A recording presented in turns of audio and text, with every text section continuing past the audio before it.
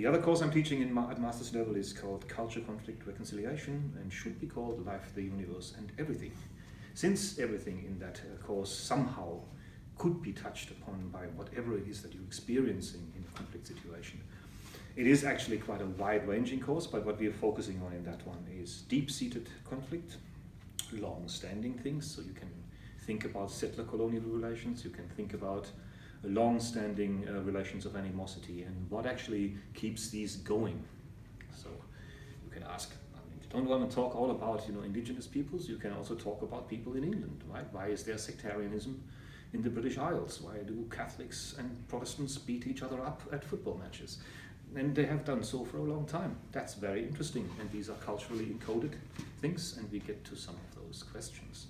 The course is about those deep-seated things, which means a lot of unpacking, a lot of researching, understanding, and a lot of counterintuitive stuff that will go on in the course.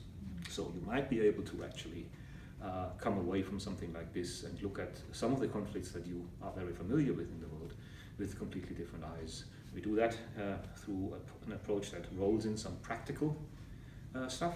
For instance, a role play scenario goes on at the end of the course, and in a later iteration, we've just got some money for that, actually probably a more embedded set of role plays that go through the whole course.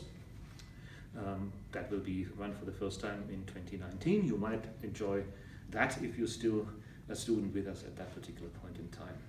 So practice, and the conceptual work, and at the end of this course we hope that you will be able to actually analyze deep-seated conflict and track potential resolution work, but also to be able to gauge whatever conflict resolution work you can be doing in any context where there is deep-seated conflict. If you don't have the time to resolve the whole thing, if other people are not there, what is it that you can do to not detract from potentials to actually step towards the resolution of deep-seated conflict? A lot of the time these things take more time than consultants or professionals have, but they can step in the right direction, prepare the ground for another round of things that actually then eventually settle stuff. Deep-seated means long-term. That's one of the things that kind of goes on there.